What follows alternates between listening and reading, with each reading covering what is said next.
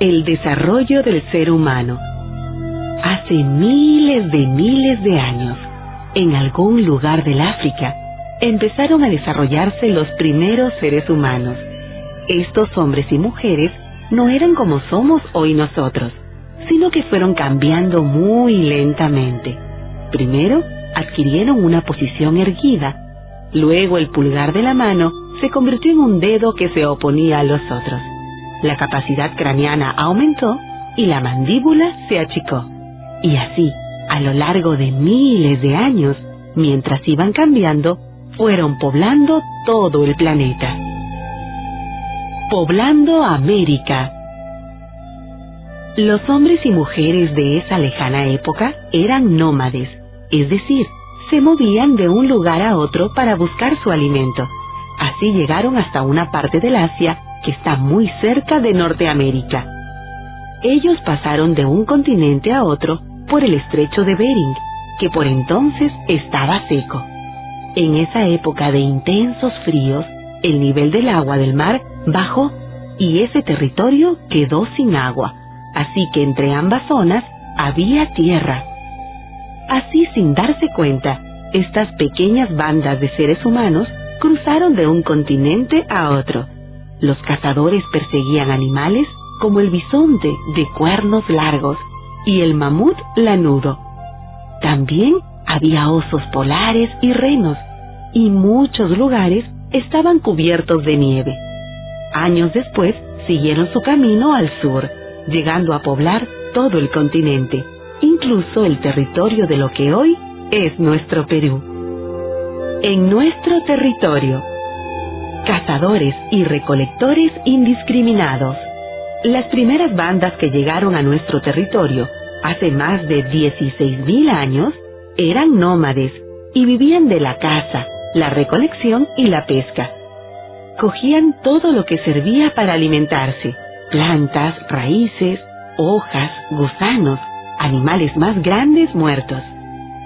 Hombres, mujeres y niños trabajaban para poder sobrevivir, y sus instrumentos eran muy simples. Junto a ellos vivían animales como el megaterio americano, el tigre dientes de sable, el venado y el paleolama, que es un antepasado de los guanacos y vicuñas. En la sierra se refugiaron en cuevas como las de Uchumachay y Jayhuamachay. Luego de mucho tiempo de observar y experimentar con su medio ambiente, es decir, con la naturaleza que los rodeaba, los hombres y mujeres comenzaron a conocer mejor a las plantas y a los animales. Se dieron cuenta de que debían escoger las plantas para así dejar que vuelvan a crecer la siguiente temporada. Aprendieron además que si cazaban a todas las hembras, la especie no podría reproducirse. Inventaron entonces una forma de cazar en equipo.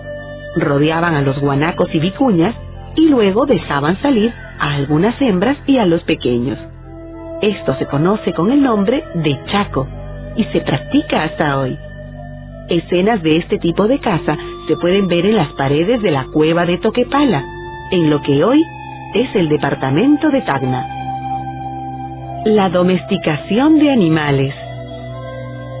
Mucho tiempo después, hace más de 5.000 años, la gente de los Andes aprendió a domesticar a los camélidos. Empezaron a criarlos, cuidarlos y alimentarlos, y para hacerlo construyeron corrales. Pero como las vicuñas y los guanacos no se acostumbraban a vivir en corrales, comenzaron a cruzarlos para tener crías diferentes que sí se adaptaran a esas condiciones de vida. Así nacieron las llamas y las alpacas, que son los descendientes de cruces de guanacos y vicuñas. Estos últimos, guanacos y vicuñas, vivieron y viven todavía hoy de manera silvestre. Domesticación de plantas. Al mismo tiempo, en las márgenes de los ríos o cerca de manantiales, la gente comenzó a domesticar algunos vegetales. Al experimentar con las semillas y con las plantas, dieron vida a nuevas variedades que ya no vivían en un medio natural, sino en uno construido por la gente. Probaron qué cantidad de agua necesitaba cada planta. Escogieron las mejores tierras para cultivarlas. Aprendieron a sembrarlas. El frijol y el payar fueron algunas de las primeras semillas domesticadas en nuestro territorio. Y fue la gente que vivía en la cueva de Guitarrero, Ancash, una de las primeras en domesticarlas. La pesca. La gente que vivía en el litoral aprendió a utilizar los importantes recursos que ofrece nuestro mar. Al comienzo, ellos recolectaban mariscos en la costa y agarraban peces con las manos. Luego, los paijanenses, que vivían en la zona de Lambayeque, fabricaron unas puntas con las cuales cazaban a los peces. Unos siglos más tarde, los costeños fabricaron anzuelos con las espinas de los cactus y con conchas. Y mucho tiempo después, cuando ya se había inventado el tejido, empezaron a fabricar redes. Con estas redes, la pesca se desarrolló muchísimo. Manejando la tierra, el agua y el clima. A pesar de que la gente había domesticado muchas plantas, todavía no podía producir la cantidad de alimentos que necesitaban. Para mejorar las tierras donde cultivaban, secaron pantanos, sacaron malezas y piedras y aplanaron y removieron las tierras. En algunos lugares construyeron en las laderas de los cerros sencillas terrazas de cultivo, con el fin de aprovechar mejor el agua. Empezaron a construir acequias muy simples. Para saber cuándo iba a llover, cuándo los ríos traerían más o menos agua, cuándo debían empezar a sembrar y luego cuándo cosechar, comenzaron a elaborar calendarios que les permitirían observar con más cuidado la naturaleza. Algunos se volvieron expertos astrónomos. Rica herencia en plantas domesticadas. Nuestro territorio se caracteriza por tener diferentes ambientes. Por eso la gente de las distintas regiones pudo domesticar alrededor de 180 tipos diferentes de plantas. Entre las plantas alimenticias sobresalen la papa, la oca, la mashua, el oyuco, la quinoa, el tarwi, la canigua, la kiwicha, el yacón, la yuca, el maní, el camote, la calabaza, el ají, el frijol, el payar, el maíz, el tomate, la chirimoya, la lúcuma. Además, se domesticó el algodón, que sirvió para la textilería. El algodón, nativo de nuestro territorio, es especial, pues es de color desde el beige claro al marrón oscuro, pasando por el verde almendra. Este tipo de algodón es único en el mundo. Construyendo en la costa. Cuando la gente se volvió sedentaria, comenzó a construir sus casas cerca de sus campos de cultivo. Sus viviendas eran sencillas y estaban hechas de madera, juncos, barro y piedras. Aldeas de esa época son las de Huacaprieta, Culebras y Áspero. Más tarde se construyeron otros edificios que fueron utilizados para realizar ceremonias. Así nacieron los centros ceremoniales, constituidos por pirámides truncas, sin puntas, plazas circulares, terrazas escalonadas y construcciones en forma de U. Estos centros se convirtieron en grandes lugares de investigación, porque los sacerdotes que allí vivían se especializaron en la observación de los movimientos de los astros para hacer sus calendarios agrícolas. Caral. Caral es quizá la ciudad más antigua de América. Fue levantada hace más de 4.500 años y está compuesta por un conjunto espectacular de construcciones monumentales.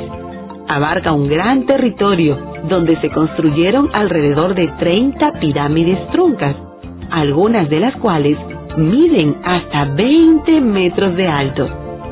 Los hombres y las mujeres de Caral vivieron no solo de la agricultura, sino también de los ricos alimentos que provenían del mar. Además, se han encontrado en la zona productos de la sierra y la selva, lo que demuestra que mantuvieron un intercambio con estas regiones. Cotox. Estos edificios ceremoniales fueron levantados también en otras zonas de nuestro territorio. Destaca por sus construcciones especiales el de Cotox, en la sierra de Huánuco. Allí En una de las paredes de uno de los templos se han encontrado las primeras esculturas, 2 manos cruzadas. Además, en los templos había un cuarto cerrado que tenía un hueco en el centro, que se conectaba con el exterior por un tubo de ventilación. En ese lugar los pobladores encendían el fogón, fuego que era alimentado por el aire que venía por el tubo.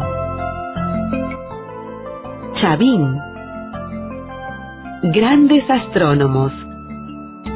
Hace más de 3000 años, en un territorio llamado Chavín de Huántar, se desarrolló una cultura muy importante, Chavín. Sus pobladores construyeron allí, en una pequeña quebrada, grandes templos que les permitieron observar muy bien los astros. Los sacerdotes que dirigían estos templos eran grandes astrónomos, y desde zonas lejanas venía mucha gente para consultarles cuándo llovería, para saber cuándo debían sembrar lo que después sería su alimento. La gente creía que estos sacerdotes se comunicaban con los dioses y que estos les transmitían importantes conocimientos. En honor a esos dioses, los sacerdotes mandaron hacer grandes esculturas de piedra como el Lanzón, el Obelisco Tello y la Estela de Raimondi. Todas ellas tienen apariencia feroz, pues fue así como sus pobladores imaginaron a sus dioses. Paracas. Grandes tejedores. Cientos de años después, se desarrolló en la costa sur otra cultura importante, la cultura Paracas. Los paraquenses vivieron principalmente en el Valle de Chincha, a 200 kilómetros de Lima, donde desarrollaron una gran agricultura y cultivaron mucho algodón. Con él fabricaron hermosísimos mantos, quizá los más bellos de América. Estos mantos tienen el fondo de un solo color, pero las decoraciones son multicolores. Para teñir los hilos usaron tintes naturales y crearon hasta 190 matices, imagínate. Los paraquenses también son muy conocidos por sus cementerios. Dieron gran importancia a los entierros, pues rindieron excepcional culto a los muertos.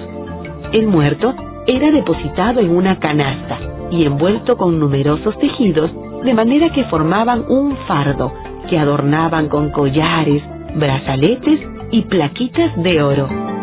Desarrollos regionales, grandes agrónomos y artesanos.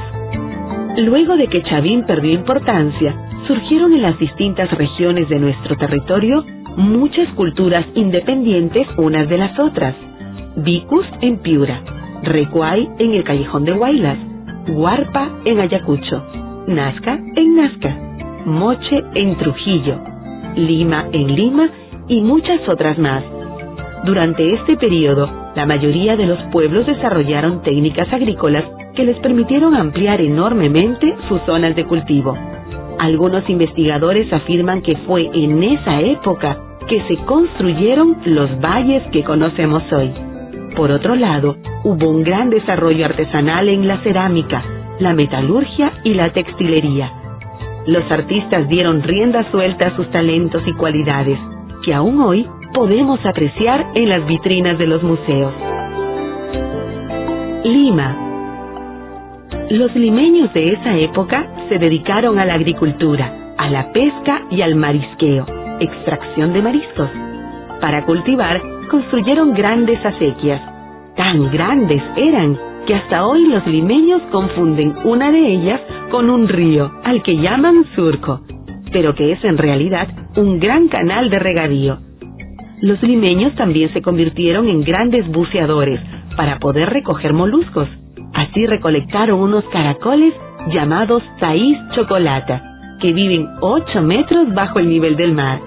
Además construyeron grandes pirámides truncas de hasta 20 metros de altura. Muchas de sus paredes fueron de colores muy llamativos, como el amarillo y el rojo. Nazca, grandes buscadores de agua. Los nazquenses, es decir, los miembros de la cultura nazca, vivieron en la costa sur y son conocidos porque se las ingeniaron para ganarle tierras al desierto, al que convirtieron en un lugar donde se podía vivir. fueron notables buscadores de agua. Construyeron galerías filtrantes o canales subterráneos que les permitieron hacer que el agua que está debajo de la tierra saliese a la superficie para luego llevarla hasta un reservorio, desde donde era distribuida a sus campos de cultivo. Además, hicieron grandes dibujos en la tierra, conocidos con el nombre de las líneas de Nazca. La mayoría de ellos son de animales y funcionaron como un gran calendario. Pero la gente de Nazca es también muy conocida por su espléndida cerámica. Elaboraron hermosas vasijas polícromas de varios colores, aprovechando la gran cantidad de pigmentos naturales obtenidos de plantas y minerales de la zona. Los alfareros eran excelentes pintores y delinearon sus dibujos con negro. Los Moche.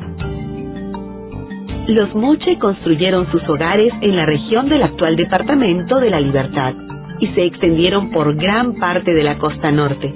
Fueron grandes ingenieros hidráulicos, hicieron canales de hasta 32 kilómetros de largo y dieron origen a hermosos y fértiles valles. En cada uno de estos valles vivía un gran señor que controlaba la zona y que era considerado como una divinidad. Uno de ellos fue el gran señor de Zipán, cuya tumba causa hoy asombro por la belleza de los tesoros que allí se han encontrado. En ella se hallaron maravillosos objetos de oro y turquesas, orejeras, pecheras, narigueras. Los Moche fueron también grandes ceramistas. Hicieron vasijas modeladas con formas de animales, rostros humanos, entre otras, y vasijas pintadas con escenas de sus ceremonias.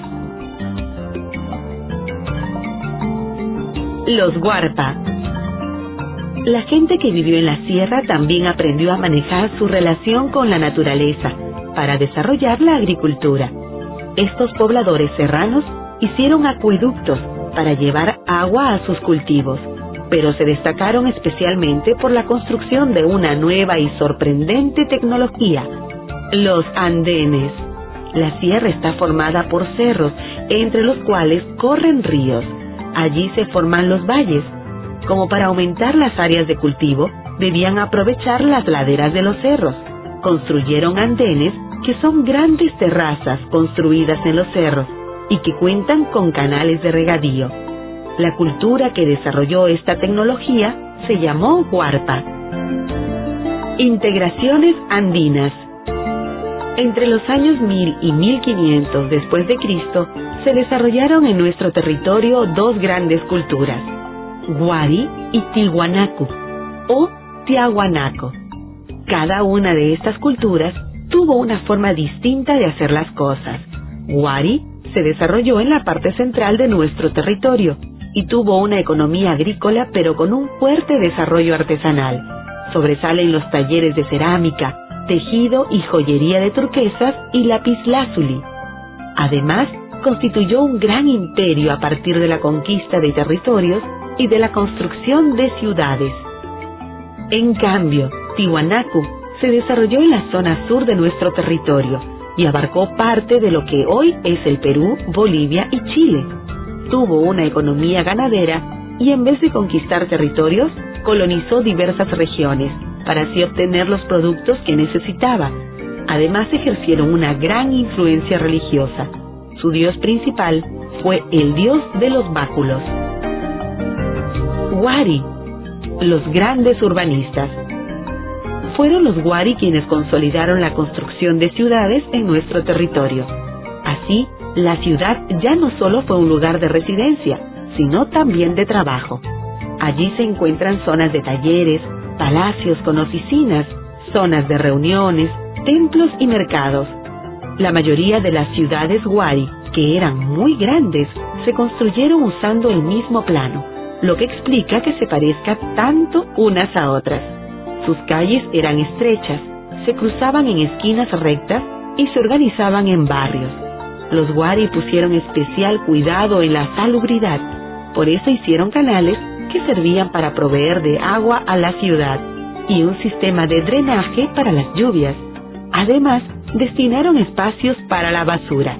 Todavía hoy puedes encontrar restos de ciudades Wari en Ayacucho, Ciudad de Wari, en el Cusco, Piquillacta, en Lima, Cajamarquilla, en el Valle del Mantaro, Huarihuilca, entre otras.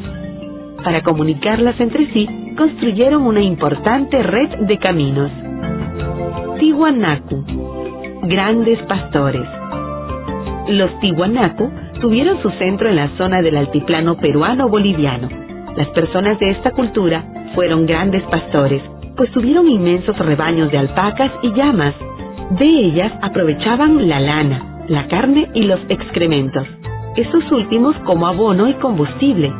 También las usaban como animales de carga.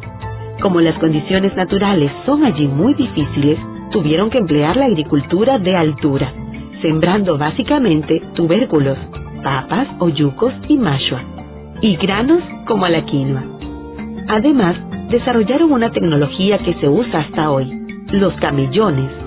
Los camellones son elevaciones de tierra, de forma alargada, rodeadas de canales, y les permitieron controlar el efecto de las inundaciones y de las heladas, para conseguir productos que no crecían allí, como el maíz, la coca y las legumbres. Establecieron colonias en otros pisos ecológicos, llegando a la costa y a la selva boliviana. También construyeron grandes templos que se caracterizaban por su fino trabajo de pulido de piedra. Incluso se piensa que los incas heredaron esta característica de los tiwanaquenses. Desarrollos regionales tardíos. Luego de que la fuerza e influencia de Wari y Tiwanaku decayeron, se volvieron a fortalecer los desarrollos regionales. Por aquella época, los paisajes de nuestro territorio eran muy diversos. Aparecieron en la costa grandes culturas como Lambayeque, Chimú, Itzma, más conocida como Pachacamac, y Chincha, con un gran desarrollo de ciudades y de intercambios. La sierra, en cambio, se caracterizó por un desarrollo más aldeano y rural, con poco intercambio. Sobresalieron los huancas y los chancas. En el altiplano se constituyeron una serie de reinos aymaras como el de los Lupaca, quienes siguieron la tradición de los grandes pastores. El gran oráculo de Pachacamac. En Lima, alrededor de los ríos Rímac y Lurín, se asentaron una serie de pueblos que tuvieron como jefe máximo al señor de Itzma o Pachacamac. Itzma era considerado por los costeños como el dios creador del mundo y se lo vinculaba con los temblores y los terremotos. El poder del gran señor que allí vivía provenía de las acertadas predicciones del oráculo de esa divinidad. Desde lugares lejanos llegaban peregrinos a consultarlo y a cambio de sus augurios entregaban sus ofrendas al santuario. Fue así como Itzma o Pachacamac logró extender su influencia por muchas zonas. Alcanzó tanta importancia que cuando los incas llegaron a la zona consultaron su oráculo. Cuentan que fue ese oráculo el que los advirtió de la llegada de los españoles. La leyenda de Nailam.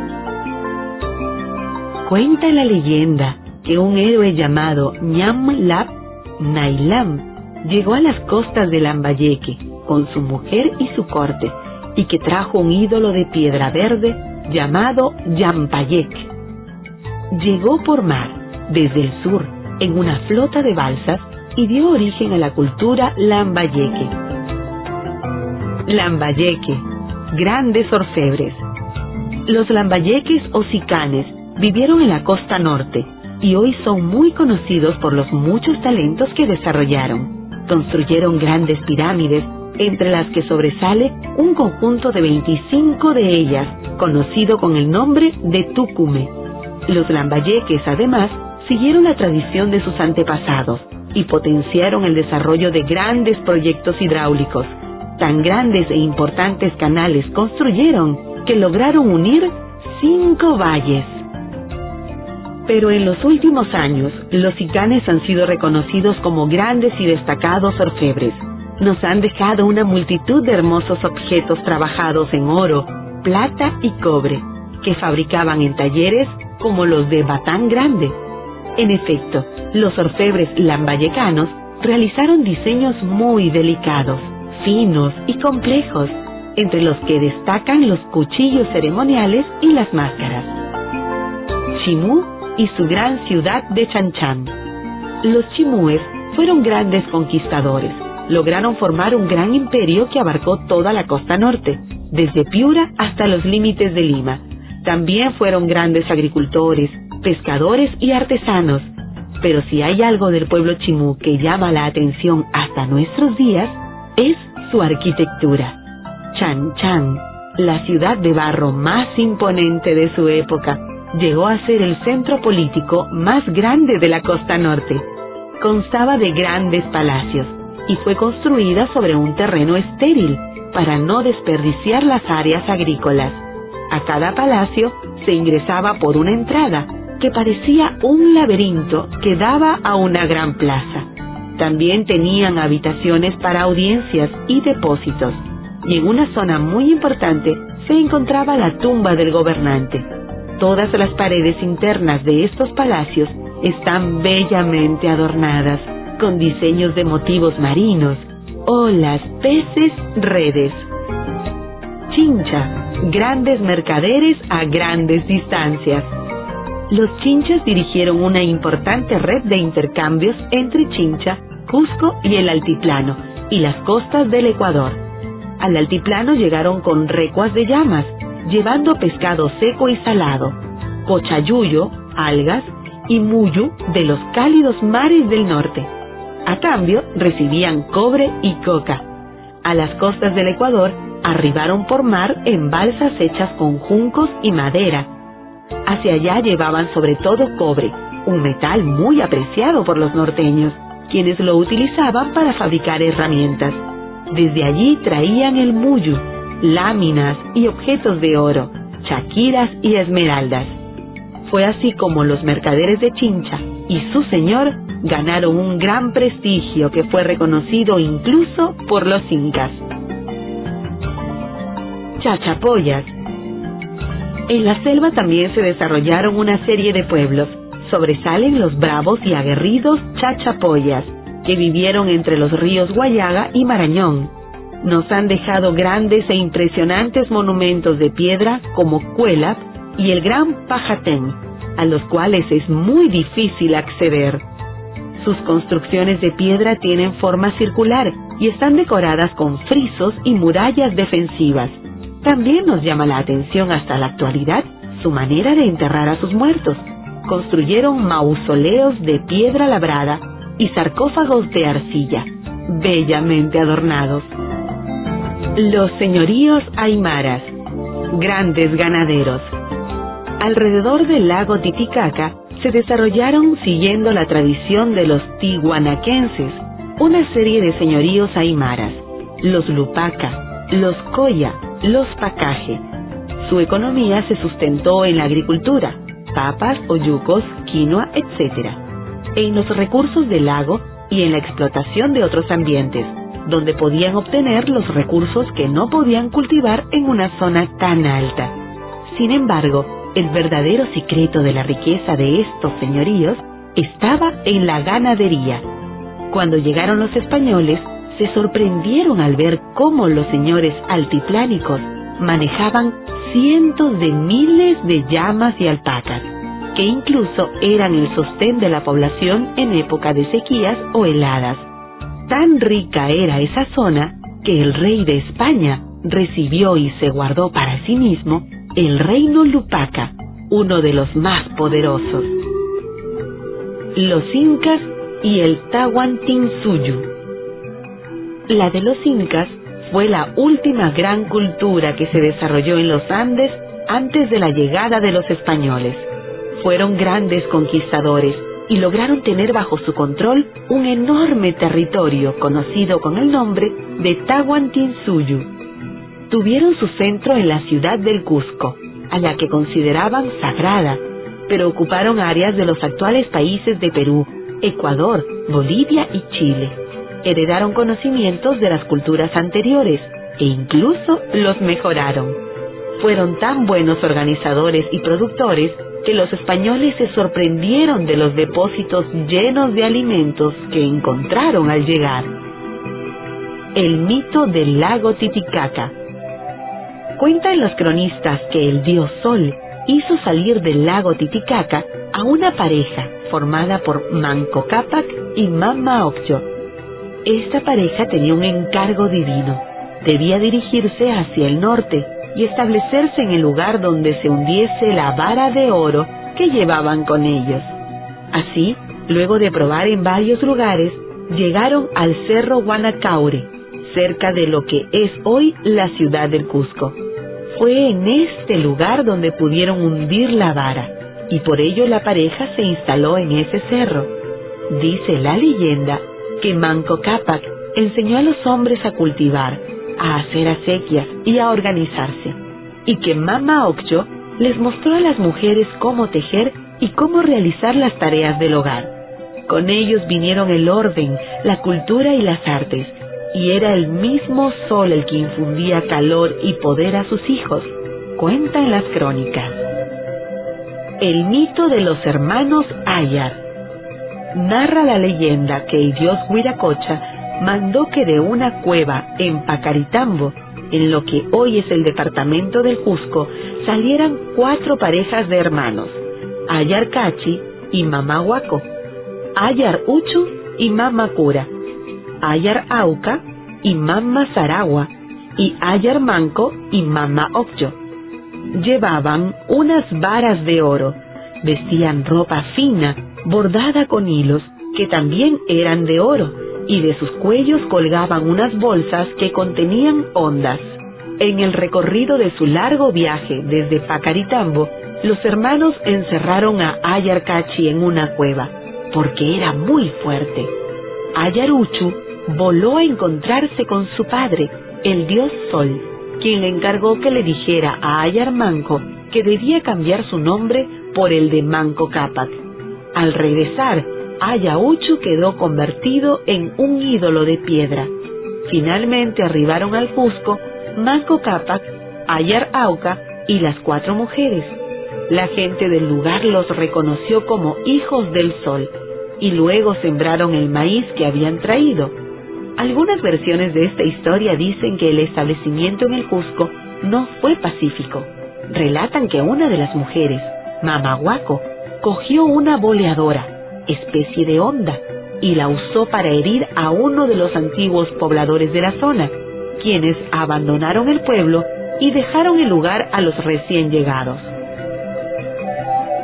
Origen y guerra con los chancas. Cuando los incas llegaron al Cusco, encontraron pueblos que se habían instalado allí hacía mucho tiempo. Luego de un largo periodo de convivencia entre estos pueblos, arribaron a él los chancas. Cusi Yupanqui y otros generales defendieron la ciudad y lograron detener el avance de los chancas. Al ver su éxito, los curacas vecinos decidieron ayudarlos y juntos persiguieron a los chancas hasta derrotarlos definitivamente. Pachacútec. Luego de ser reconocido como nuevo inca, Cusi Yupanqui cambió su nombre por el de Pachacuti, que significa el que renueva el mundo. Se dedicó entonces a reconstruir el Cusco y a darle una nueva organización. Así se convirtió en la figura más importante de la historia incaica, al punto que se le considera como el inca que remodeló el mundo.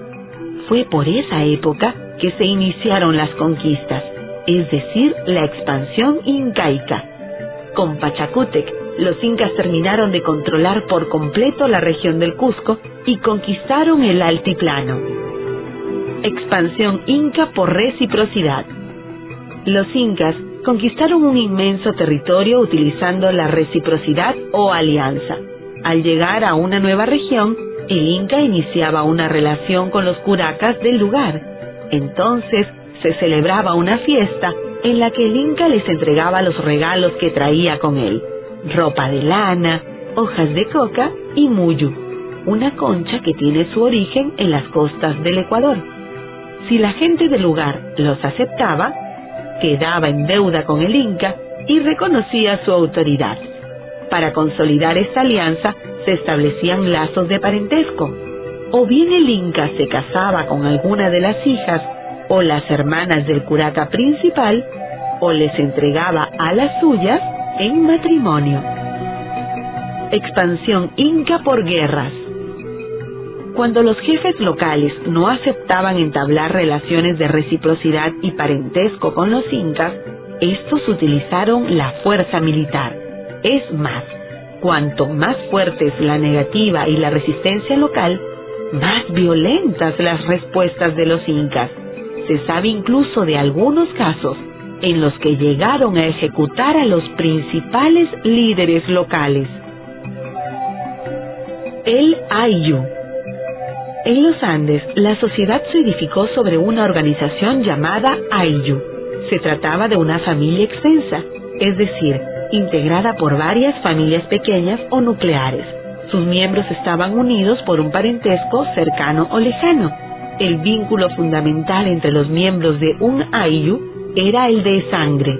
Más aún, todos creían que eran descendientes de una sola pareja, a la que consideraban su antepasado común.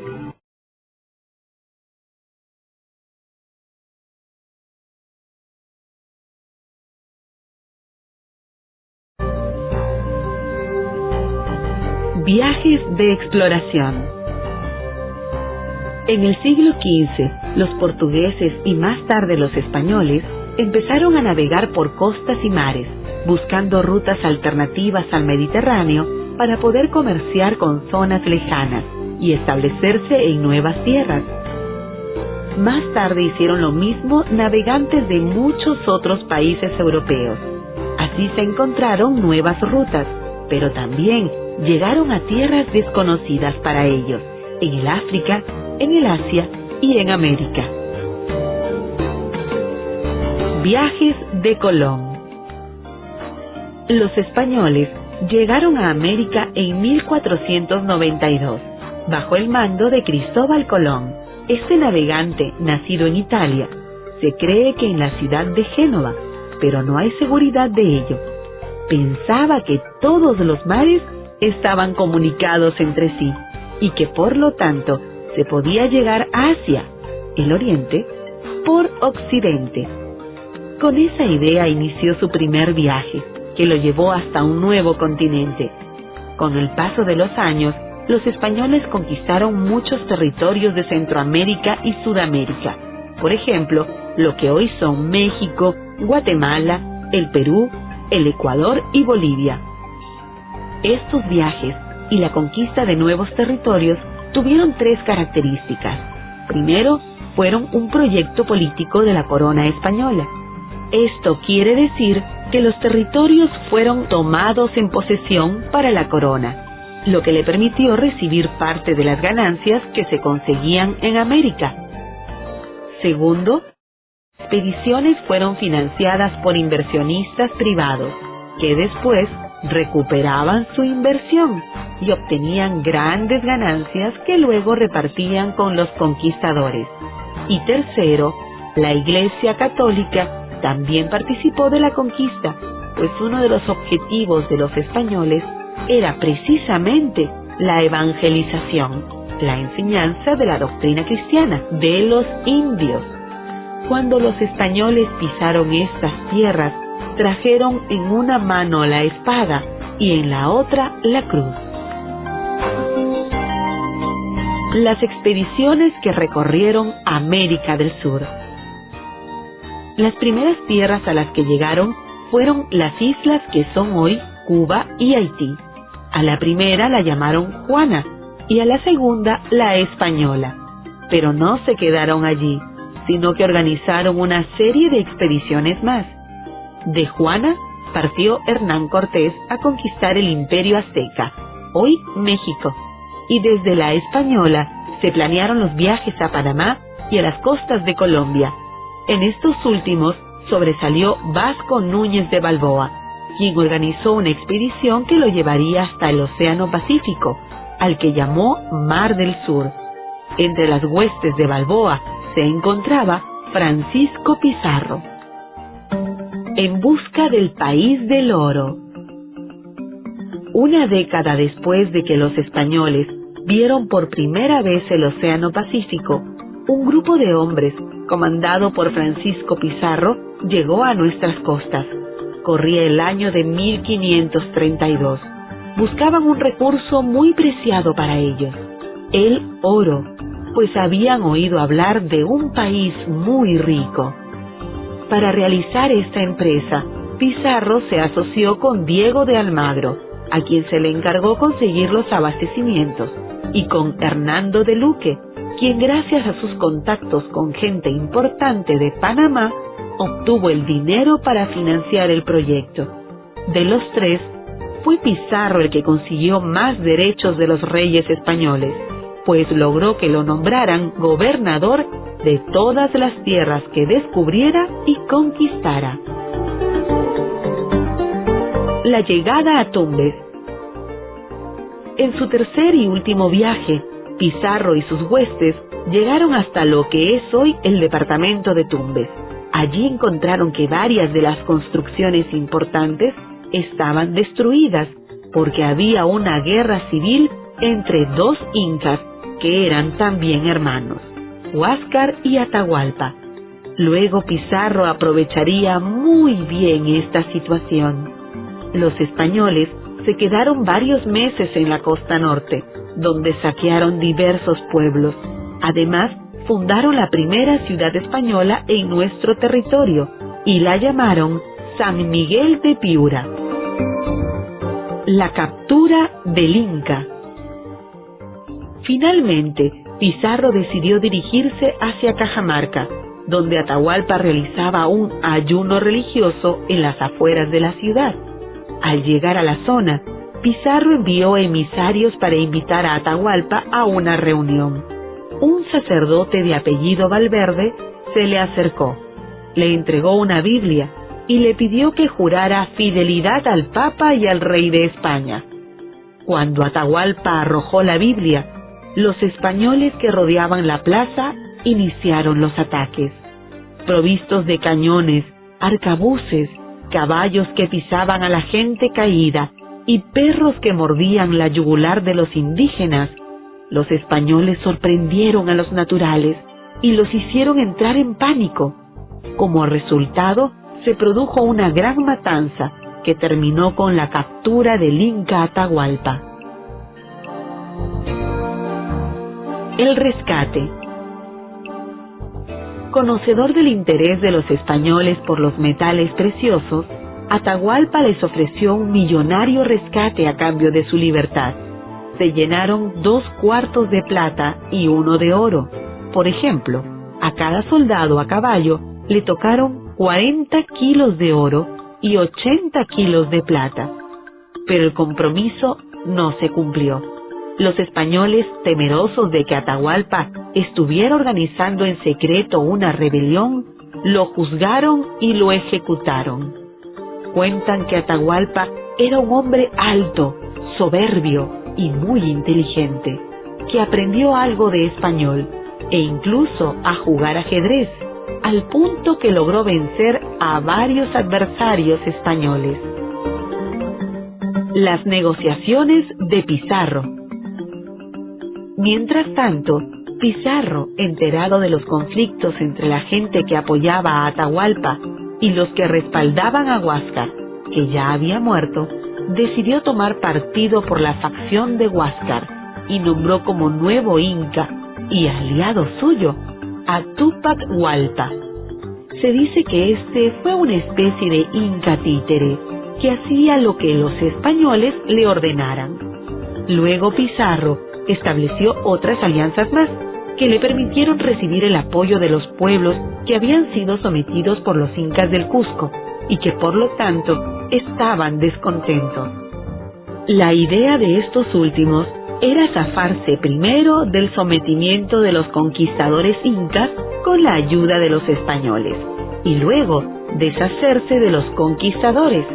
Sin embargo, esto último nunca ocurrió.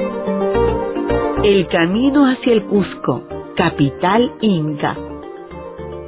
Luego Pizarro y sus hombres se dirigieron hacia el Cusco, por el antiguo camino inca de la sierra. A la altura de Jauja, Túpac Hualpa fue asesinado y se nombró como nuevo inca a Manco Inca, con quien entraron en el Cusco. Un tiempo después se realizó la fundación española del Cusco. A lo largo del trayecto y en los primeros meses de estadía en el Cusco, se hizo visible el descontento de los indígenas por la presencia española. Así, el primer gran acto de resistencia de los antiguos habitantes de nuestro país fue militar y estuvo encabezado por los generales de Atahualpa. Para vencerlos, los españoles recibieron la colaboración de las etnias que se habían aliado con ellos y de las panacas que habían apoyado a Huáscar. Este apoyo fue fundamental para el triunfo de los conquistadores. Muchos indígenas mueren. Una de las consecuencias más importantes de la conquista fue la muerte y la desolación. En un periodo de aproximadamente 150 años, la población indígena disminuyó de aproximadamente 9 millones de personas a 600.000.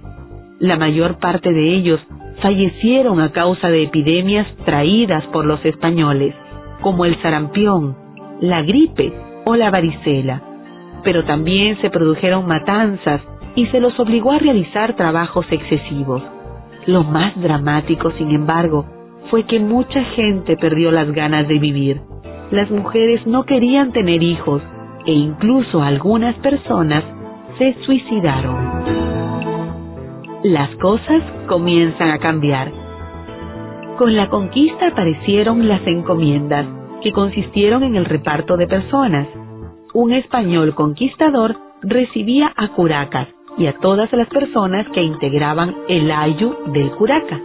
Este español, al que se llamaba encomendero, tuvo la obligación de proteger y evangelizar a los indígenas, razón por la cual siempre necesitó a un sacerdote. A cambio de esto, los indígenas debían pagar un tributo y trabajar para el encomendero. Este trabajo fue conocido como el servicio personal. En realidad, los encomenderos no siempre protegieron a los indígenas, y las encomiendas sirvieron sobre todo para conseguir mano de obra gratuita. Las ciudades españolas. La fundación de ciudades fue una de las características más importantes de la presencia española en América. Estas ciudades fueron centros de población española y de difusión de su cultura, centros políticos y administrativos, y puestos de avanzada militar. Para ello, se eligieron lugares de fácil comunicación, donde hubiera buenas tierras y población indígena que sirviera de mano de obra y abundante agua y bosques, cuya madera usaron como combustible. Así, por ejemplo, una de las razones por las que el Valle de Lima fue elegido para fundar la capital fue que se ubicaba al centro del territorio y tenía acceso al mar, Puerto del Callao, lo que facilitaba la comunicación con España. El cabildo, dirigido por los alcaldes, fue la institución encargada de decidir sobre los asuntos de la ciudad y gobernarla. La evangelización. La evangelización o conversión de los indígenas al catolicismo fue otro de los cambios importantes producidos por la conquista. Tuvo éxitos rápidamente, pues los indígenas creían en la existencia de muchos dioses, y aceptar a uno más no les resultaba difícil. Cuando los evangelizadores se dieron cuenta de esto, emprendieron lo que se conoce como la extirpación de idolatrías, que fue la erradicación de toda creencia religiosa de los naturales. Sin embargo, lo que ocurrió en realidad fue que tales creencias se mezclaron, al punto que se mantuvieron algunos lugares de culto andino. Para evangelizar a los indígenas, las órdenes religiosas utilizaron los cantos, las procesiones y las pinturas. Manco Inca y Vilcabamba. Durante las primeras décadas de la conquista, se produjeron una serie de actos de resistencia contra la presencia española. Uno de ellos fue iniciado por Manco Inca, quien había sido nombrado Inca por Pizarro y había aceptado cooperar con los conquistadores. Sin embargo, al ver los abusos que estos cometían, en 1536 decidió levantarse. Entonces, sus huestes sitiaron las ciudades de Lima y el Cusco, y aunque al principio alcanzaron algunos éxitos, finalmente Manco Inca y su gente tuvieron que refugiarse en Vilcabamba, donde instalaron un gobierno rebelde. A Manco Inca, que murió asesinado, lo sucedieron varios incas, hasta que finalmente Túpac Amaru I fue capturado por los españoles y ajusticiado en la época del virrey Toledo. Con este acto se puso fin a la resistencia indígena. Resistencia ideológica.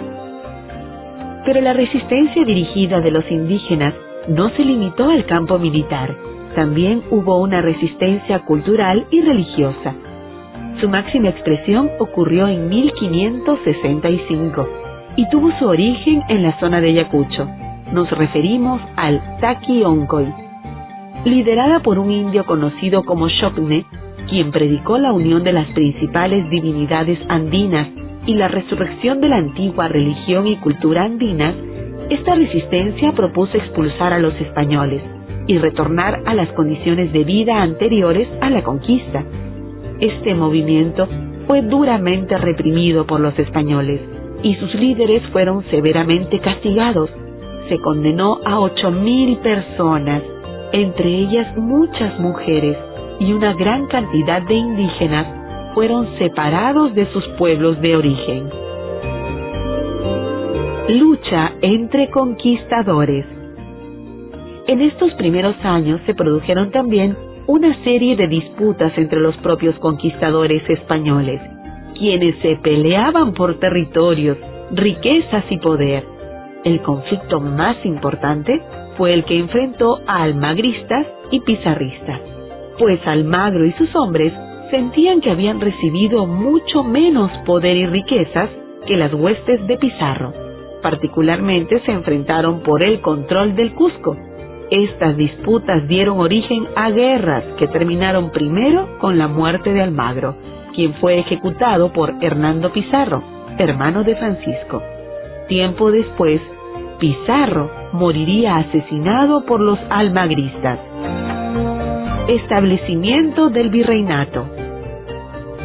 Cuando los reyes de España se enteraron de estas disputas, se dieron cuenta de que los conquistadores tenían demasiado poder y decidieron retomar el control de los territorios conquistados. Así, en 1542, el rey Carlos V promulgó las leyes nuevas y se creó el virreinato peruano.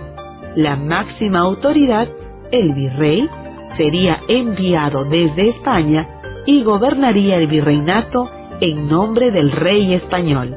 Además, estas leyes reconocían a los indígenas como súbditos de la corona española y recortaban el poder de los conquistadores encomenderos al prohibir el servicio personal. A partir de ese momento, el tributo indígena fue recolectado directamente por la corona. Lucha contra el rey. La respuesta de los encomenderos no se hizo esperar. Encabezados por Gonzalo Pizarro, se levantaron. Gonzalo Pizarro tuvo incluso la pretensión de separarse de España. Sin embargo, fueron finalmente derrotados por la Gasca, quien había sido enviado desde España como pacificador. Años más tarde, en la década de 1550, se produjo otro levantamiento, que también fue derrotado. El virreinato sería organizado definitivamente durante el gobierno del virrey Toledo. Lo que perdimos, lo que mantuvimos. El gobierno de los incas desapareció. Los hombres y mujeres de estos territorios perdieron su autonomía, pues comenzaron a depender de las decisiones que tomaban los conquistadores y los reyes de España, y que eran ejecutadas por los virreyes. Sin embargo, los conocimientos, la tecnología y las costumbres que desarrollaron los pueblos que vivieron durante miles de años en los Andes siguieron vivos. Así se mantuvo su gran conocimiento de los diversos hábitats y de las tecnologías agrícolas, que eran más desarrolladas que las que tenían los europeos en esa época. Lo que trajeron los españoles.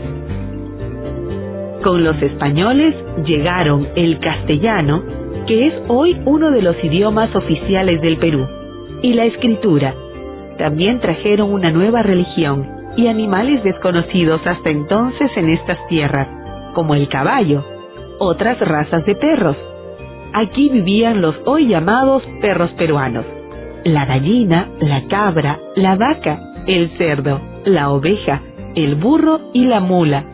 Asimismo, con ellos llegaron nuevos cultivos como el trigo, el azúcar, la vid, la alfalfa, entre otros.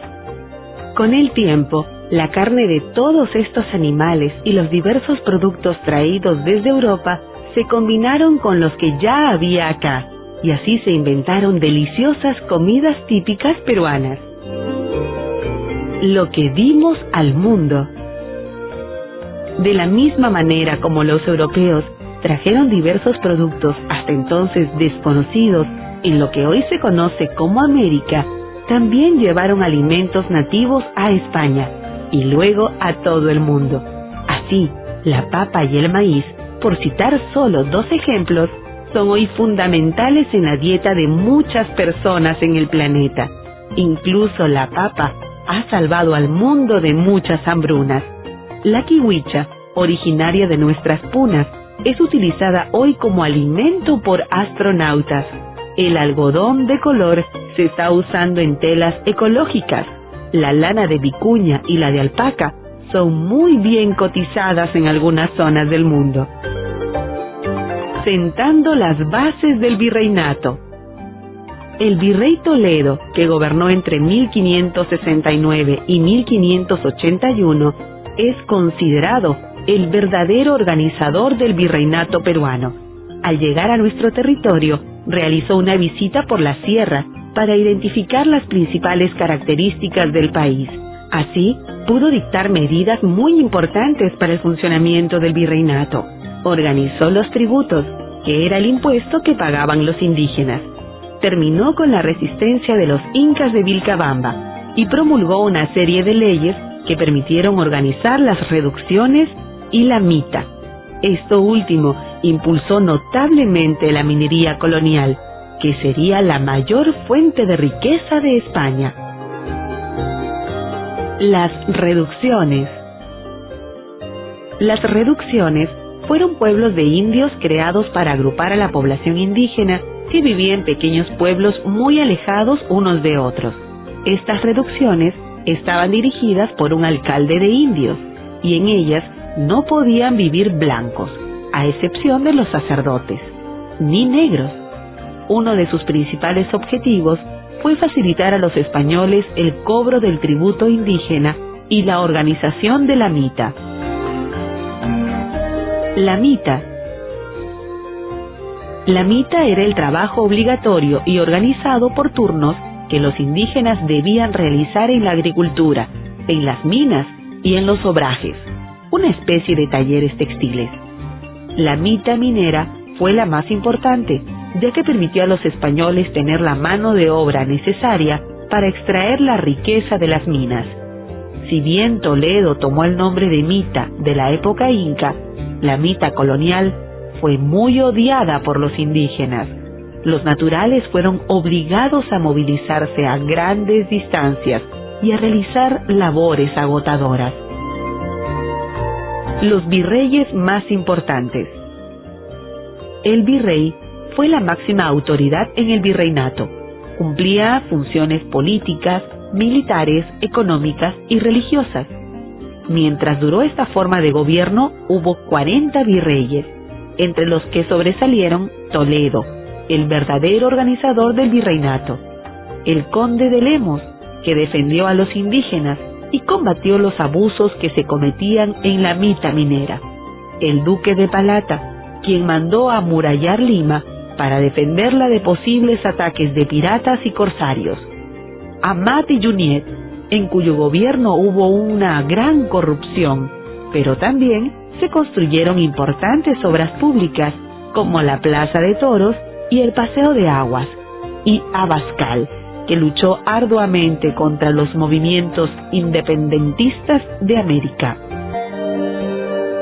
Los virreinatos. Durante los siglos XVI y XVII existieron dos grandes virreinatos en América, el de Nueva España, en México, y el de Nueva Castilla. Este último abarcó gran parte de Sudamérica, y su capital fue Lima. Con el tiempo, la zona del Perú actual se conoció como Bajo Perú, y la de Bolivia actual como Alto Perú. El virreinato de Nueva Castilla, más conocido como Virreinato Peruano, estuvo dividido en corregimientos. Los corregidores. Se los llamó así porque dirigían un corregimiento formado por una ciudad, varios pueblos y tierras. Eran los encargados de cobrar el tributo indígena, representaban la autoridad del virrey y aplicaban la justicia. Cometieron una serie de abusos. Uno de los más odiados fue el reparto de mercancías entre los indígenas, a quienes se les obligaba a pagar por ellas. Lo peor era que muchos de esos productos, como las medias de seda, eran absolutamente inservibles. La población y la organización social. Los indios. Los primeros pobladores de nuestro territorio fueron los hombres y mujeres indígenas que llegaron aquí hace más de 16.000 años. Aunque todos eran indios, no se los trataba como iguales. Así, la nobleza indígena gozó de una serie de privilegios exclusivos. Los indios nobles o curacas no pagaban el tributo, no iban a la mita, trabajo obligatorio, y asistían a los colegios de curacas, donde aprendían español, latín y a leer y escribir.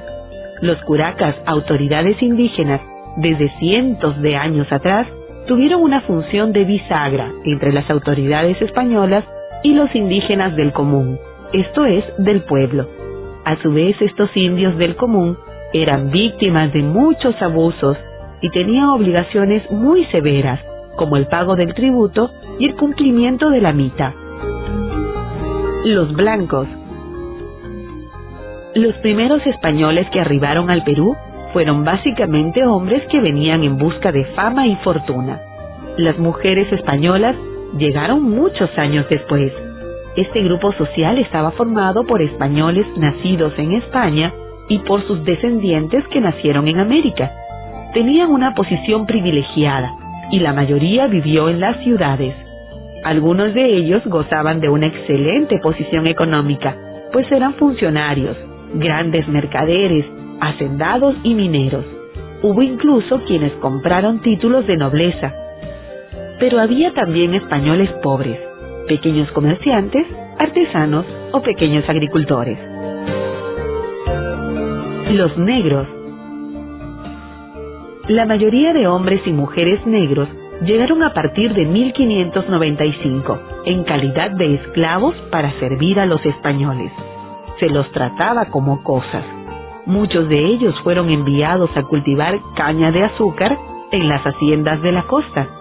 Los que se quedaron en las ciudades trabajaban en las casas de los españoles como cocheros, cocineras y amas que cuidaban a los niños.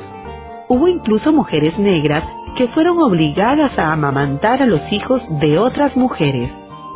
Algunos de los españoles permitían que sus esclavos trabajaran en las calles vendiendo algo o como jornaleros. Los esclavos debían darles a cambio una gran parte de lo que ganaban. En Lima fueron conocidas las mujeres negras que vendían deliciosos dulces en las calles. Los mestizos. No todos los indígenas, blancos y negros, vivieron separados unos de otros, sino que se mezclaron entre razas, fenómeno conocido como mestizaje. Así, los niños de madre india y padre español fueron llamados mestizos. A los nacidos de madre negra y padre español se los conoció como mulatos, y a los hijos de la mezcla de negros e indios se les llamaba zambos. Pero no solo se produjeron mezclas entre razas, sino también entre culturas. Nuestra música, fiestas y creencias son el producto de la mezcla de las culturas de estos pueblos. Las mujeres durante la colonia. Durante la colonia, las mujeres no tuvieron los mismos derechos que los hombres, ni siquiera las mujeres blancas. Cuando eran jóvenes doncellas, dependían de los padres y después de los esposos, y las que no se casaban eran internadas en un convento para ser monjas. Los hombres de su época las consideraban frágiles de espíritu y víctimas de peligrosas debilidades carnales. Muchas mujeres blancas, mulatas, zambas e indias fueron inclusive acusadas de hechiceras y de mantener tratos con el diablo. Minería, la actividad más importante durante la colonia. Los españoles asociaron la riqueza al oro y a la plata. Cuando llegaron a nuestro territorio, recogieron todos los objetos de estos metales preciosos que estaban en los templos y en los palacios, y más tarde comenzaron a sacar minerales de las minas. Así, con el correr de los años, la minería se convirtió en una de las actividades más importantes desarrolladas en nuestro país. En lo que es hoy territorio boliviano, encontraron una de las minas de plata más grandes del mundo, Potosí, y la explotaron por más de 100 años. La plata que sacaron proporcionó a España grandes riquezas. La manufactura. Otra de las actividades desarrolladas durante la colonia fue la manufactura. Para llevarla a cabo, se construyeron una especie de fábricas donde se elaboraban jabones, básicamente a partir de la grasa de las cabras, y vidrios. La textilería fue, sin embargo, la actividad manufacturera más importante en este periodo de nuestra historia. Las prendas textiles eran fabricadas en unos talleres conocidos como obrajes, y los más importantes estuvieron en Huamanga, El Cusco, Conchucos, Cajamarca y sobre todo en Quito. Como se puede apreciar, los principales obrajes estuvieron ubicados en las serranías, donde abunda el agua que deben beber las ovejas, y fue así porque éstas proporcionaban la lana con la que se elaboraban los tejidos. La agricultura y la ganadería. Con la llegada de los españoles, también se desarrollaron grandes haciendas. Estas fueron de propiedad de los españoles, y sus tierras eran trabajadas por los negros esclavos y los indígenas. Cultivaron caña de azúcar, trigo, arroz y vid. Además, para elaborar el azúcar, construyeron una especie de fábricas. En muchas de las haciendas también se crió ganado vacuno y ovino, de los que se obtuvo carne, leche y lana. Asimismo, en una zona de la actual Argentina, se criaron mulas que sirvieron como animales de carga para transportar minerales. El monopolio comercial. Con la instalación del virreinato, se desarrolló el comercio y se empezó a utilizar la moneda. Algunas de las regiones que formaban parte de él comenzaron a comprarse y venderse productos entre sí. Además, la corona estableció en sus colonias un monopolio comercial, lo que significaba que los virreinatos instalados en América solo podían comprar los productos procedentes de España. Así, al virreinato del Perú le estaba prohibido incluso comerciar con el de México. Desde allá llegaban finos tejidos, medias de seda, vinos y objetos de hierro, y los barcos que traían estos productos regresaban a Europa cargados de la plata americana. Para fomentar y reglamentar ese comercio, se creó la Casa de Contratación de Sevilla. La economía indígena. La mayor parte de la población indígena siguió dedicándose a las actividades económicas que realizaba antes de la conquista. Muchas veces, además, se mantuvo al margen del comercio. Como lo habían hecho por siglos, continuaron trabajando en la agricultura, la pesca y la ganadería. Siguieron comiendo los alimentos de siempre, pero muchos incorporaron a su dieta el trigo en forma de pan, y sobre todo las gallinas, los huevos y la leche. También siguieron criando llamas y alpacas, pero solo en las alturas. Por otro lado, fue común que los curacas, los indios nobles, se dedicaran al arrieraje, que consistía en el transporte en mulas de productos de una ciudad a otra. La religiosidad. La religión católica siguió extendiéndose por todo el virreinato gracias a la labor de los misioneros franciscanos, dominicos y jesuitas. Sin embargo, en algunas fiestas religiosas, las nuevas creencias traídas por los españoles se mezclaron con las de los indígenas. Una de las más importantes es el Coyuriti.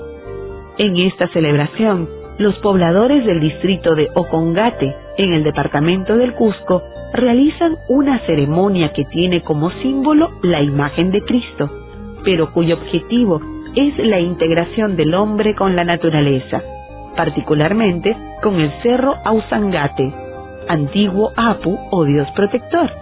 Así miles de peregrinos ascienden hasta las cumbres de las nieves perpetuas. Los santos coloniales. Durante el siglo XVII, la religión fue tan importante que en el virreinato peruano vivieron religiosos que luego serían santificados. Sobresalen Santa Rosa de Lima y San Martín de Porres. Santa Rosa es reconocida por la virtud de la caridad. Atendía a toda clase de necesitados, especialmente a enfermos y mendigos.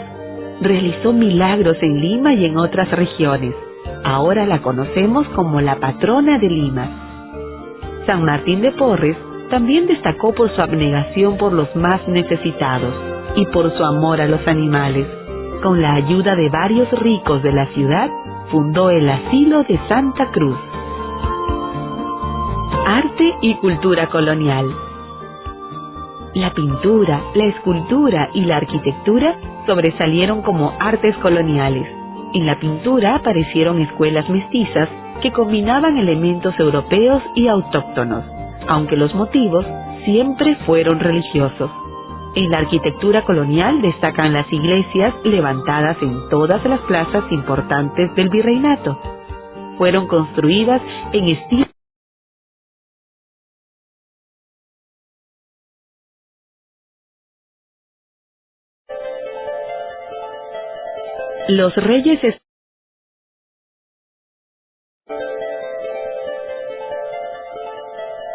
Los reyes españoles y las reformas borbónicas. En el siglo XVIII se produjo un cambio de dinastía en España. Cuando los Borbón tomaron el control de la corona, realizaron una serie de reformas económicas y políticas en España y en América, con el objetivo de mejorar el gobierno y aumentar las rentas del Estado. El virreinato peruano quedó reducido y junto a él surgieron otros dos, el de Nueva Granada, con capital en Bogotá, y el de Buenos Aires, en la zona de la actual Argentina. Se abrieron asimismo nuevos puertos en América, y el de Buenos Aires significó una dura competencia para los grandes comerciantes limeños. Además, se modificaron y aumentaron los impuestos, lo que afectó a los criollos y mestizos dedicados al comercio, y por otro lado, se restringió el acceso de los criollos a puestos importantes, inclusive dentro de la iglesia. El siglo XVIII, recuperando un sentimiento. En el siglo XVIII se produjo una importante recuperación indígena. Como la población comenzó a crecer, las comunidades producían más, y muchos curacas alcanzaron una importante posición social y económica, al punto que algunos de ellos empezaron a manejar negocios de arrieraje que les permitieron ganar mucho dinero, pero sobre todo se fortaleció un sentimiento de añoranza de épocas pasadas que consideraban mejores y que fue conocido como Renacimiento Inca. Por eso en muchas pinturas de esta época se puede ver a los curacas y sus familias luciendo símbolos incas como el sol. Las quejas y rebeliones indígenas. Sometidos a severos abusos como la mita y el pago del tributo durante el siglo XVIII, los indígenas no se mantuvieron en silencio. Se quejaban, sobre todo de los excesos de los corregidores y del reparto de mercancías que había aumentado. Así, durante este siglo, ocurrieron más de 100 rebeliones indígenas. Juan Santos Atahualpa. Una de las rebeliones más destacables fue aquella liderada por Juan Santos Atahualpa, quien había sido educado por los jesuitas y decía ser descendiente del Inca Atahualpa. Santos luchó por expulsar a los españoles e instalar un nuevo orden que rescatase y revalorase el pasado inca. Enfrentó a los españoles en la región central de nuestro territorio. No lograron capturarlo, pues se refugió en las zonas de selva a las que es muy difícil ingresar. Túpac Amaru. Pero la rebelión más importante fue, sin duda, la de Túpac Amaru II, indio noble y curaca de la región del Cusco. Apoyaron este alzamiento otros indios nobles, los indios del común y hasta los mestizos. Su objetivo era acabar con los abusos de los españoles y establecer un nuevo gobierno independiente de la corona española. A pesar de la fuerza que alcanzó esta rebelión y del apoyo que recibió, finalmente fue derrotada. Túpac Amaru fue capturado y ejecutado por los españoles. Expulsión de los jesuitas. La orden religiosa de los jesuitas había alcanzado un gran poder económico y tenía una fuerte influencia en la sociedad. Por eso, cuando fueron expulsados de nuestro territorio por orden de los reyes de España, se produjeron una serie de consecuencias que influyeron en la futura independencia. Por un lado, algunas personas pusieron en duda la justicia del rey.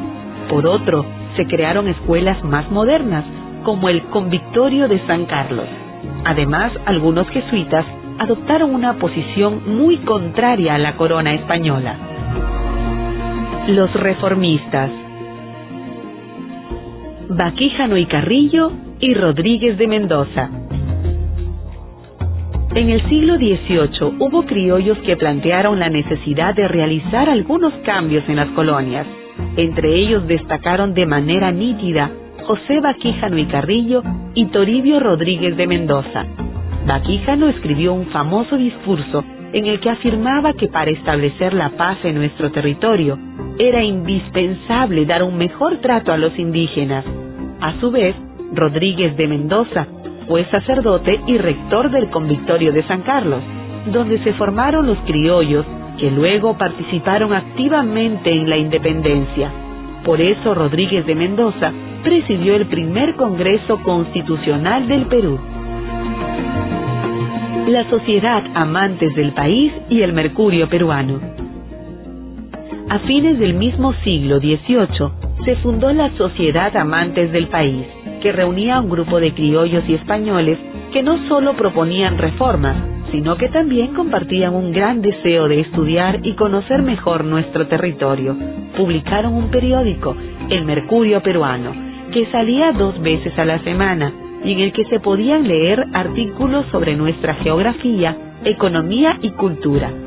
Esta publicación contribuyó con la independencia, pues permitió que algunas personas reconocieran las características únicas y diferentes del país, y porque ayudó a muchos criollos a desarrollar su orgullo nacional. Los separatistas, Vizcardo y Guzmán. En América también vivieron criollos que mostraron su espíritu independentista y libertario. Uno de ellos fue el arequipeño Juan Pablo Vizcardo y Guzmán, quien tuvo que salir del país porque era jesuita. Cuando estaba en Europa, escribió la Carta a los Españoles Americanos, en la que afirmaba que ya era hora de que América conquistase su independencia. Las razones que le permitieron llegar a esa conclusión fueron que la corona española discriminaba a los criollos y maltrataba a los indios, y que América tenía grandes recursos económicos que España aprovechaba. Vizcardo y Guzmán sostenía también que esta independencia debía ser dirigida por los criollos. Juntas americanas. A principios del siglo XIX, España fue invadida por Napoleón, un emperador francés que nombró rey de España a su hermano. Aprovechando estas circunstancias, en varias ciudades importantes de América, se instalaron juntas de gobierno que buscaron autogobernarse y desconocer la autoridad del nuevo rey de España. Las juntas de Buenos Aires y Bogotá mostraron su carácter separatista desde el inicio. Abascal y la contrarrevolución. En el Perú no se instalaron estas juntas de gobierno, pues el virrey Abascal logró mantener aquí un fuerte control político. Así nuestro país se convirtió en el centro del poder español en América. Desde acá, el virrey organizó expediciones y tomó medidas para frenar el avance de la causa independentista. Rebeliones provinciales. A pesar de que en el virreinato del Perú no hubo juntas de gobierno, sí se produjeron varios levantamientos en Tacna, Huánuco y el Cusco, dirigidos principalmente por criollos provincianos. Algunos de ellos tomaron contacto con expediciones que se organizaban desde el Alto Perú y la Argentina. Las más importantes de estas rebeliones ocurridas en nuestro país fueron las de Huánuco y el Cusco. Todos estos alzamientos y rebeliones fueron derrotados. La independencia en América. En 1814 se inició en América del Sur el proceso definitivo de separación de España. En el norte, ejércitos dirigidos por varios patriotas, entre los que destacaba el venezolano Simón Bolívar, lograron la independencia de lo que hoy son Venezuela, Colombia y Ecuador. Los argentinos, que alcanzaron su independencia en 1816, comenzaron a organizar ejércitos para expulsar a los españoles de los otros territorios de Sudamérica, particularmente del virreinato peruano. San Martín y su campaña. Para continuar con la lucha por la libertad de América, el general argentino Don José de San Martín organizó el llamado Ejército de los Andes. Partiendo de su país natal, San Martín y sus hombres cruzaron los Andes y llegaron hasta la región de Chile. Allí, junto a los patriotas de esa zona, logró la independencia de Chile. Además, desde ese mismo lugar, organizó una escuadra para llegar al Perú por mar, propósito que lograron en 1820. La proclamación de la independencia y el protectorado. San Martín creía en el diálogo, por eso organizó las conversaciones de Miraflores y de Punchauca, en las que propuso a los españoles llegar a un acuerdo que permitiese la liberación de las colonias americanas. Sin embargo, luego de la última de estas conversaciones, el virrey La Serna decidió abandonar Lima. Así, el 28 de julio de 1821, San Martín entró en la actual capital del Perú y proclamó la independencia, pronunciando aquellas famosas frases: "El Perú es desde este momento libre e independiente por la voluntad general de los pueblos y por la justicia de su causa que Dios defiende. ¡Viva la patria! ¡Viva la libertad! ¡Viva la independencia!". Monarquistas versus republicanos. Una vez proclamada la independencia, San Martín asumió el gobierno con el título de Supremo Protector. Fue en esa época también cuando se discutió si el Perú debía ser una monarquía dirigida por un rey o una república al mando de un presidente. Las ideas republicanas fueron defendidas desde un diario llamado La Abeja Republicana y las monárquicas desde una publicación denominada El Sol del Perú. Al final triunfó la idea republicana. Conversaciones de Guayaquil y salida de San Martín. Un problema para el que San Martín no encontró solución fue el de la presencia de españoles en el sur. Para tratar de resolverlo, se reunió en Guayaquil con Simón Bolívar, con el fin de proponerle que uniesen sus fuerzas para terminar de expulsar definitivamente a los conquistadores. Estas conversaciones no tuvieron el éxito esperado. A su regreso a Lima, San Martín se dio cuenta de que ya no contaba con el apoyo del pueblo. Decidió entonces instaurar el primer Congreso peruano y abandonar el Perú.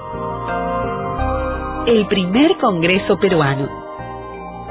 El primer Congreso peruano empezó a funcionar en 1822. Estaba integrado básicamente por abogados, sacerdotes y militares.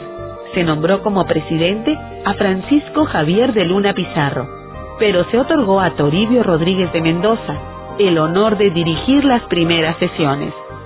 Este congreso se dedicó, entre otras cosas, a redactar la primera constitución del Perú. Sin embargo, en vista de que no se había logrado expulsar por completo a los conquistadores, el ejército presionó al Parlamento para que nombrase como primer presidente a José de la Riva Agüero. Bolívar en el Perú, Junín y Ayacucho. Pocos meses después, en un momento de crisis, el Congreso destituyó a Riva Agüero y nombró como nuevo presidente a Torre Tagle. Como Riva Agüero no aceptó su destitución, se produjo una situación insólita. Había dos presidentes. Fue entonces cuando Bolívar llegó a nuestro país, tomó el mando y logró que el Congreso lo nombrase dictador. Una vez en el poder, todos los esfuerzos de Bolívar se dirigieron a formar el Gran Ejército Libertador, que logró derrotar definitivamente a los españoles en las batallas de Junín y Ayacucho, ambas en 1824. Los españoles debieron firmar la capitulación de Ayacucho, que selló la independencia del Perú. Los peruanos nos organizamos para apoyar la independencia.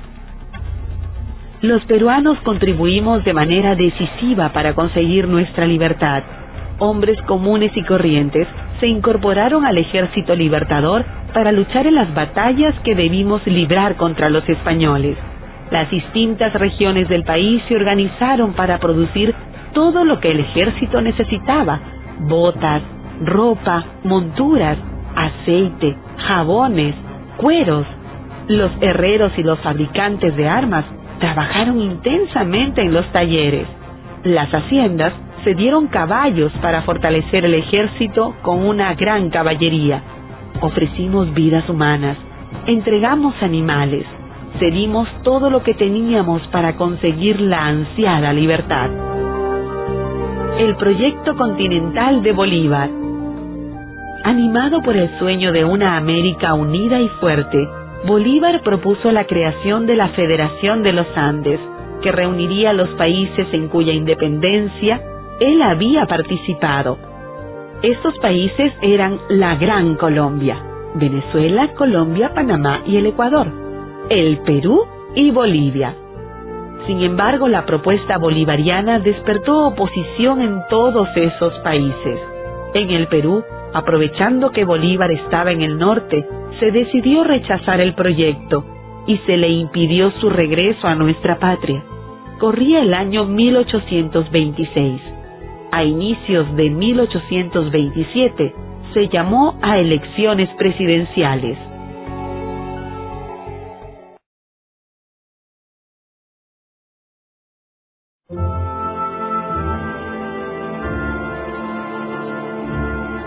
Los caudillos militares y el abrazo de Maquinguayo.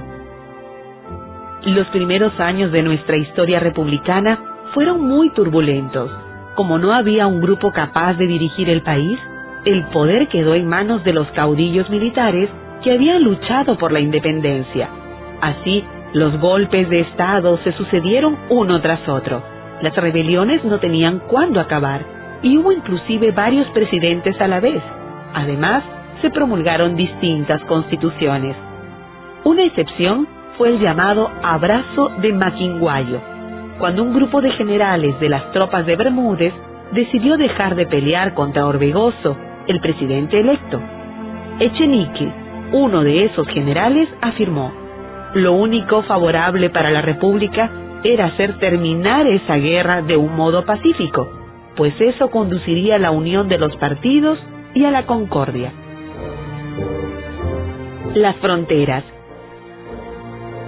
Uno de los principales problemas que debió enfrentar la América del Sur toda fue el establecimiento de fronteras. Así, solo a lo largo del siglo XIX y principios del siglo XX, el Perú fue delimitando definitivamente sus límites territoriales. Para ello se tomaron en cuenta dos principios: el utis possidetis, por el que se mantenían las fronteras virreinales que existían en 1810, y la libre determinación de los pueblos, según el cual los pueblos decidían a qué país querían pertenecer. Dominación económica británica. En la época en que el Perú se independizó de España, Inglaterra era la primera potencia mundial. Los ingleses, que controlaban gran parte del comercio marítimo internacional, concedieron los primeros préstamos al Estado peruano. A ellos les exportamos la mayoría de nuestras materias primas y nuestros mercados se inundaron de sus productos. La Confederación Peruano-Boliviana. En ese momento de nuestra historia, marcado por graves desórdenes políticos, surgió un gran proyecto de unificación. Antes de la llegada de los españoles y durante casi todo el virreinato, peruanos y bolivianos constituían un solo pueblo. Por eso, en 1836, Santa Cruz impulsó la creación de la Confederación Peruano-Boliviana, con la intención de unir otra vez a ambos países, y así fortalecerlos económica, política y militarmente. Este proyecto se hizo realidad con la firma de la Constitución de Tacna. Acosada por una dura oposición, la Confederación llegó a su fin apenas 3 años después de constituida. El norte peruano nunca estuvo convencido de la unión con Bolivia. El Cusco apoyaba a Gamarra, quien se oponía a Santa Cruz, pero la oposición más fuerte y organizada fue la liderada por Chile y algunos exiliados peruanos en ese país. Finalmente, en 1839, Santa Cruz fue derrotado en el terreno militar. El Perú entró en una etapa de anarquía mayor que sería superada apenas en 1845, con la elección de Castilla como presidente.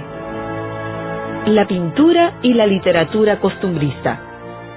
En paralelo con estos hechos se iba desarrollando un movimiento cultural muy importante, el costumbrismo. Manuel Asensio Segura escribió en 1839 El Sargento Canuto, obra teatral que criticaba el militarismo y que tuvo gran éxito entre el público limeño. Felipe Pardo y Aliaga publicó El Espejo de mi Tierra. Entre sus escritos costumbristas destacan el poema Los Tamales de Segura y su respuesta, El Tamalero de Pardo. La pintura tuvo su mayor representante en el mulato Pancho Fierro, quien mostró en sus famosas acuarelas las costumbres del pueblo. Destacan el panadero, el aguador y bañista en Chorrillos. Fundación del Comercio. En esa misma época apareció el periódico de más larga trayectoria que ha tenido el Perú. El sábado 4 de mayo de 1839 se publicó el primer ejemplar de El Comercio, diario comercial, político y literario. Desde ese entonces, El Comercio se ha dedicado a registrar los principales acontecimientos de nuestra historia republicana. Se diferenció de los anteriores periódicos en que no buscó adherirse a un caudillo. Sus propios fundadores le pusieron como lema: orden, libertad y saber. Viajes científicos. Humboldt. Durante el siglo XIX también fueron muy importantes los diarios de viajeros. En realidad se trataba de estudios históricos y geográficos. Destacan los escritos del alemán Alexander von Humboldt, quien recorrió América a inicios del siglo XIX para estudiar, entre otras cosas, las aguas del Océano Pacífico. Él descubrió la corriente marina, que luego fue bautizada con su nombre, Corriente de Humboldt. También se refirió a un importante recurso natural, el guano de las islas. Varias décadas después, Antonio Raimondi, un científico italiano, viajó por gran parte de nuestro territorio, estudiando la flora y la fauna nativas. El guano. El guano es un gran fertilizante natural. Durante el siglo XIX fue exportado a Europa, principalmente a Inglaterra, y gracias a él, el Estado recibió enormes cantidades de dinero, que utilizó para hacer grandes obras públicas, pagar las deudas interna y externa y fortalecer el Estado. Sin embargo, muchas veces este dinero fue mal utilizado y hubo una gran corrupción. Por ello, unos años después, el Perú debió enfrentar una de las mayores crisis económicas de su historia. Los consignatarios y la explotación del guano. Los distintos gobiernos de esa época explotaron el guano de diversas maneras, una de ellas por medio del llamado sistema de consignaciones. Los consignatarios fueron peruanos que se encargaron de explotar el guano y de llevarlo a Inglaterra, donde lo vendían. Luego le entregaban una parte del dinero al Estado peruano y se quedaban con otra por el trabajo realizado. Las consignaciones, que enriquecieron a los consignatarios y trajeron ganancias para el Perú, fueron luego muy criticadas, pues el Estado les pedía dinero adelantado a los consignatarios y después tenía que pagarles con grandes intereses. Ramón Castilla y el fortalecimiento del Estado. Uno de los principales presidentes de esa época fue Ramón Castilla, pues se propuso seriamente estabilizar el país. Durante su gobierno se elaboró el primer presupuesto de la República, se inició el pago de la deuda externa, se construyó el ferrocarril Lima-Callao y se dio el primer reglamento de instrucción pública que apoyó la educación. Además, Castilla buscó fortalecer la defensa nacional comprando un barco y mejorando la instrucción militar. Echenique y la consolidación de la deuda interna. Echenique gobernó después de Castilla. Durante su gobierno se firmó un importante tratado con el Brasil, que nos permitió navegar libremente por todo el Amazonas y obtener la salida al Atlántico. Sin embargo, también recibió muchas críticas de corrupción. Revolución de Castilla y abolición de la esclavitud y del tributo indígena. Frente a esta situación de descontento popular por la corrupción en el pago de la deuda interna, Castilla se sublevó, derrotó a Echenique y volvió a la presidencia de la República. Castilla tomó medidas a favor de los sectores populares, abolió el tributo indígena y la esclavitud. Además, se promulgó la Constitución de 1860, la de mayor duración en nuestra historia republicana, pues mantuvo su vigencia hasta 1920. Los consignatarios y la modernización de la costa. Fue en esta época cuando la agricultura de la costa empezó a recuperarse. Los consignatarios, que como se había visto, se habían enriquecido con la explotación del guano, lograron acumular grandes capitales y se convirtieron en un grupo económico y político muy poderoso. Su decisión de invertir en la agricultura permitió el resurgimiento de grandes haciendas en la costa peruana. Muchas de ellas se dedicaron al cultivo de la caña de azúcar y del algodón. La inmigración china. En esa época también se buscó conseguir mano de obra barata. Con tal fin, el gobierno dio una ley que abrió las puertas a la inmigración de trabajadores chinos. Llegaron con contratos de trabajo, no como esclavos, pero sus condiciones laborales y de vida fueron muy duras. Trabajaron en las haciendas de la costa, en la construcción de los ferrocarriles y en la extracción del guano de las islas. Los chinos trajeron con ellos sus conocimientos, sus costumbres, sus alimentos. Por ejemplo, la arvejita china, el quión y el sillao. Los que lograron salir de las haciendas comenzaron a poner pequeños restaurantes, que hoy conocemos como chifas. La escuadra española, y el 2 de mayo de 1866.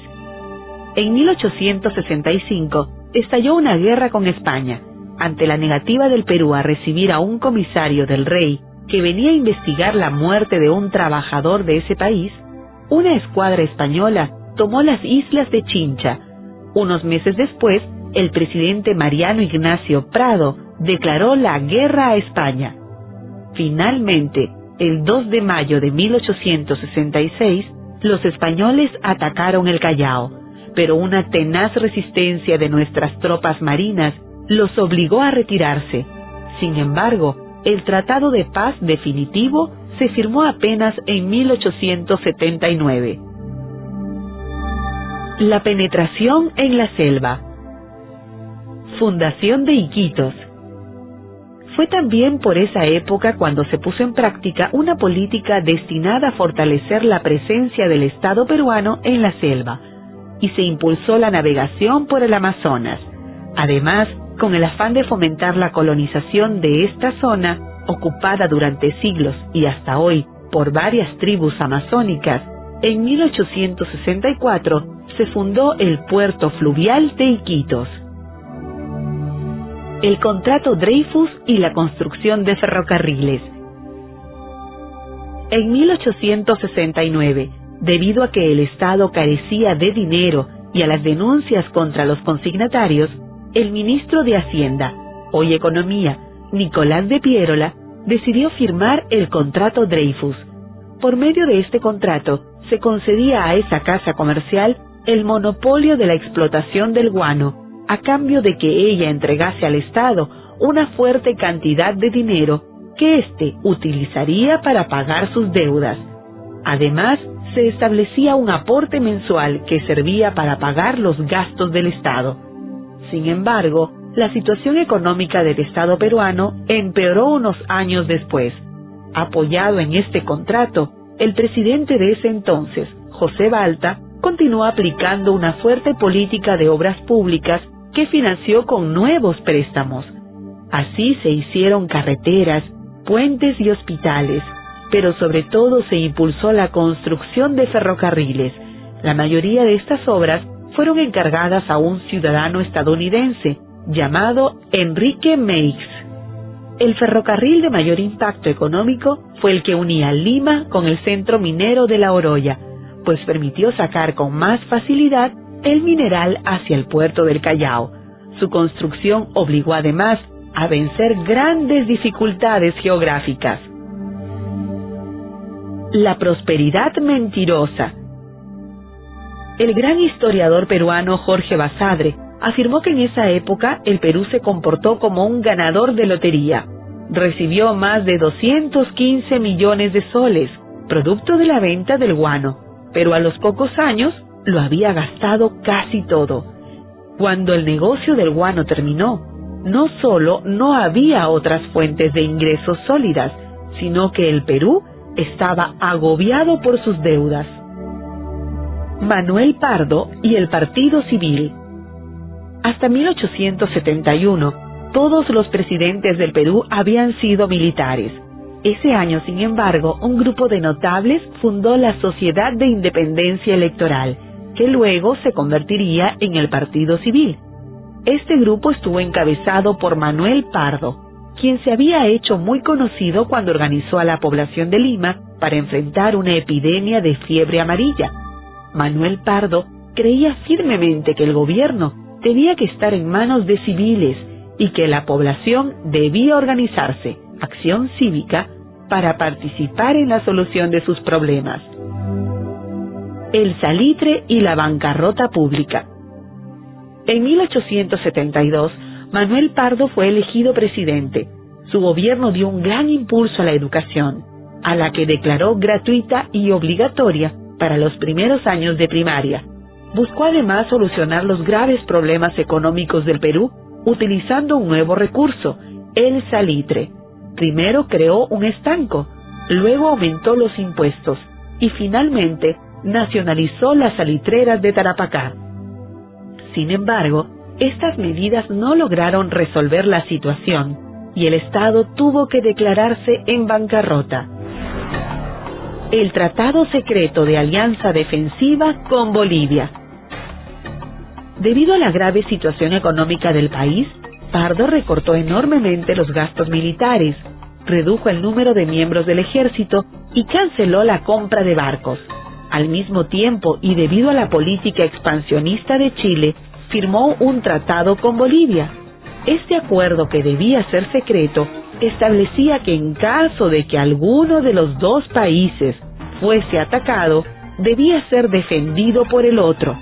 Para muchos investigadores, fue este tratado el que nos llevó años más tarde a la guerra con Chile. Conflicto fronterizo entre Chile y Bolivia. Fue precisamente la explotación del salitre la que provocó graves tensiones entre Bolivia y Chile. En Antofagasta, la principal zona salitrera, estos dos países disputaban sus fronteras. Mientras esto ocurría, grandes inversionistas chilenos, apoyados por ingleses, explotaban intensamente el salitre de esa zona. Dado que este negocio producía grandes ganancias, el presidente boliviano Hilarión Daza pretendió que las compañías chilenas pagaran mayores impuestos. Estas se negaron y Daza les quitó sus bienes. En respuesta, el ejército chileno invadió Antofagasta y Bolivia le declaró la guerra. Declaratoria de guerra. ¿Qué problema para el Perú? ¿Debía o no